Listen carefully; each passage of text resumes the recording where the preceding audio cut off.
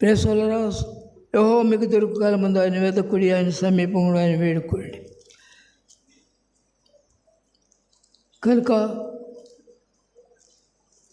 దేవుని కొరకు నువ్వు జీవించినప్పుడు అనేక మంది దేవుని బిడ్డలు నీతో ఉంటారు. ఈ లోకంలో ఎవరున్నా లేకపోయినా పర్లేదు. కనుక నీవు ఆయన మార్గంలో నడవాలంటే శోధనలు సహించాలి. ఆయన కూడా నువ్వు మురికి కొట్టావు, కంపు కొడుతున్నావు, నేను పరిమళ వాసనగా చేయడానికి వచ్చాడు, తీసుకెళ్ళి పరలోకంలో గుర్తుపెట్టుకో. ఈ మురికంతా పోయే వరకు ఏం చేయాలి తెలుసునా? అగ్గిలేసి పొట్టు వేస్తాడు. నువ్వేదనుకుంటున్నావు నీ జీవితంలో? ఏ లక్ష్యం పడండి, బాప్తిసం తీసుకున్నానండి, బల్లాదులో పడుకోండి, బోధకుండండి, పరలోకంలోకి వెళ్తానండి. అక్కడికి వెళ్తావు పరలోకంలోకి. అది పరిశుద్ధ మార్గము, అపవిత్రులు పోకూడని మార్గము. యెషయా గ్రంథం 33వ అధ్యాయంలో ఆ మాట రాయబడింది. అపవిత్రులు పోకూడని మార్గం. నేనే అపవిత్రులు కానీ ప్రారంభిస్తున్నాను. నీ నోరు ఎలా ఉన్నది? నీ తలంపులు ఎలా ఉన్నాయి? నీ సహవాసం ఎవరితో ఉంది? నువ్వెవరు ప్రేమించినావు? క్రీస్తు ఏమని నడుస్తున్నావా? అయితే శ్రమల, ఇరుకులు, ఇబ్బందులు, ఆ మార్గంలో వెళ్ళగలవా? ఇరుకు మార్గము క్రైస్తవ మార్గము. క్రీస్తు ఇరుకు మార్గంలో వెళితే నువ్వు పరలోకి వెళ్తావు.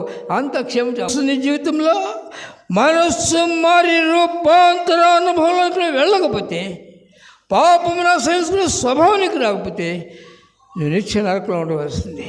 చాలామందికి అజ్ఞానంగా కళ్ళు మూతపడి, నేను ప్రార్థన చేసిన కార్యాలు జరుగుతున్నాయి, నేను స్వార్థ ప్రకటించాను, అందరికీ వస్తున్నారు. ఇది కాదు కావాల్సింది. నీవు క్రీస్తు మార్గం నడుస్తున్నావు. ఆ బంగారం తీసుకొచ్చారు, అక్కడ పెట్టేసేస్తే దాని విలువ నీకు తెలియదు. లేక మంటలో నా వజ్రాన్ని తీసుకొచ్చి, రత్నాలు తీసుకొచ్చి అక్కడ పెట్టారు, అది మెరవదు. ఏమవ్వాలి? దాన్ని శుద్ధీకరించాలి. క్రీస్తు రక్తంలో నువ్వు కడగబడాలి. అందుకనే ప్రేసోలరా, ఆ బంగారం తీసుకుని వెళ్ళి అగ్గిలో పొట్టు వేస్తారు. అగ్గిలో పొట్టు వేసినప్పుడు అది మేలిం బంగారంగా మారటానికి మారిద్దంటారా? అగ్గిలో పొట్టు వేసినప్పుడు మేలిం బంగారం మారిద్దా? అది మారదా? మంటలో తీసుకెళ్ళి అగ్గిలో వేసి కంసాలు పొట్టు వేస్తున్నాడు, మేలిం బంగారం మారిద్దా? తలకాలు చూడు ఎలా ఊపుతున్నారు, మారిద్దంట.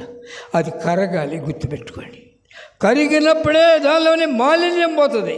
కరగకుండా అది మేలు బంగారం కాదు, కరగాలి. క్రైస్తవుని సంపూర్తిగా మారిపోవాలి.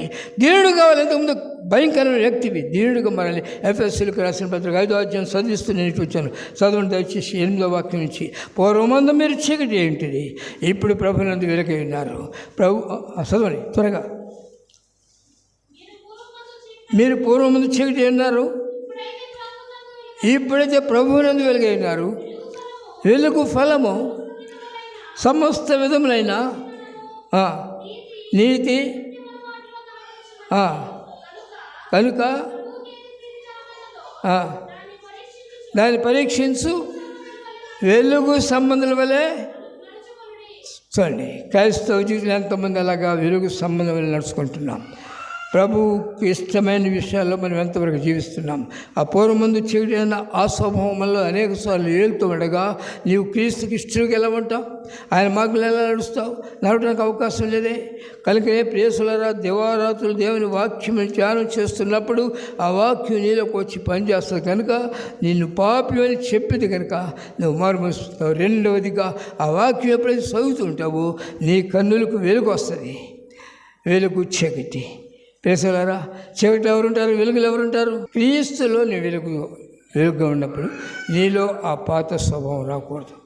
ఎంతమంది పరీక్షించుకుంటారు, నేను వెలుగులో ఉన్నానా చీకటిలో ఉన్నాను చెప్పగలరా? వెలుగులో ఉండేది ఎవరు? చీకటిలో ఉండేది ఎవరు? చీకటిలో ఎవరుంటారు? చీకటిలో ఎవరుంటారు? అది కూడా తెలియదు.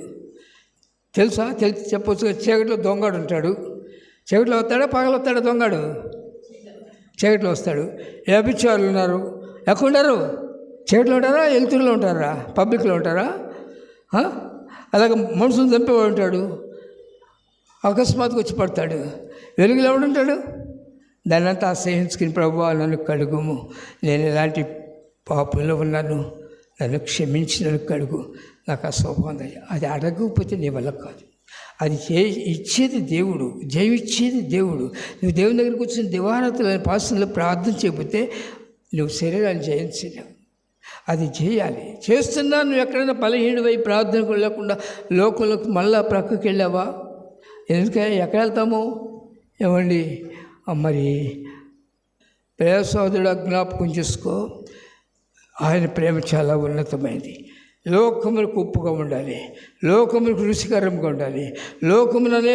లోకంలో ఉన్న అనేకులు ఆయన నడిపించడం కొరకు ఎన్నో ఆయన కంటే కొంచెము తక్కువ ఆయనకు చేసినాడు. ఆయన ఉన్న జ్ఞానం అంతా నీకు ఇచ్చినాడు. ఇచ్చాడా? ఇవ్వలేదా? జ్ఞానం ఇచ్చాడు, ఇవ్వలేదా? దేవుడు ఇచ్చిన జ్ఞానమును బట్టి ఇవన్నీ వచ్చినాయి. ఇవన్నీ కూడా మనుషులు పాడు చేస్తున్నాయి. ఎందుకు పాడు చేస్తున్నాయంటే సరైన రీతిగా వాడుకోకపోవడం వల్ల. దేవుని వాక్యములకు నువ్వు విధేయుడు కానందువల్ల పాడైపోతావు. దేవుని వాక్యానికి విధేయుడు అయినప్పుడు విశ్వాసంగా ఎదుగుతావు. అప్పుడు మనస్సు మన రూపాంతరంలోకి వెళ్తావు. కనుక ఈ లోకంలో దేన్ని నువ్వు ప్రేమించలేవు. లోకము ధనాశలు గతిస్తాయి. అయితే నా కొరకు ప్రభు వచ్చారు కనుక ఆయన మార్గంలో వెళ్తాను. కనుక ఏం చేయాలా? శ్రమలు రావాలా? నన్ను అన్నాడండి, నేను ఓర్చుకుంటానా? నేను తక్కువ తినానా? లేక ఆయన అనుకుంటే ఆయన తింటాడు, నాకు ఆయన పెట్టాడా అంటే ఏమండి? శత్రువు చలించలా కోరుకున్నప్పుడు ప్రభు చూస్తానే ఉన్నాడు. నువ్వు శోధింపడాలి, నువ్వు శ్రమలు పడాలి, నువ్వు దెబ్బలు తినాలి. ఆయన ఉద్దేశం ఏదో చూస్తున్నా. యెషయా గ్రంథము 53వ అధ్యాయంలో రాయబడింది, అతని నలుగుగొట్టుటకు యెహోవాకు ఎవరిని? తన కుమారుడైన యేసు ప్రభువుని నలగొట్టుకు ఆయనకు ఇష్టమైంది. ఆయన కుమారులమైన మనల్ని నలగొట్టుకు దేవుని ఇష్టము. ఎల్లప్పుడు సంతోషంగా నల్లగొట్టబడకపోతే నీవు నేను పనికిరాము. కనుక ప్రియ సోదరా, ఎంతమంది కరిగినాము, ఎంతమంది శ్రమలు, ఇరుకులు, ఇబ్బందులు ఉన్నాము. అర్థంగా చాలామందికి కొన్నిసార్లు నేను త్వరపడినప్పుడు వెనక్కి తిరిగి ఆలోచించి ప్రార్థన చేస్తాను. ప్రభువా, మహా గొప్ప బాధ్యత, బహుమానం నాకు ఇచ్చారు, కానీ అజ్ఞానంగా దాన్ని అర్థం చేసుకోలేక పోగొట్టుకున్నాను. దయతో క్షమించి నాకు తగిన జ్ఞానం దయచేయి.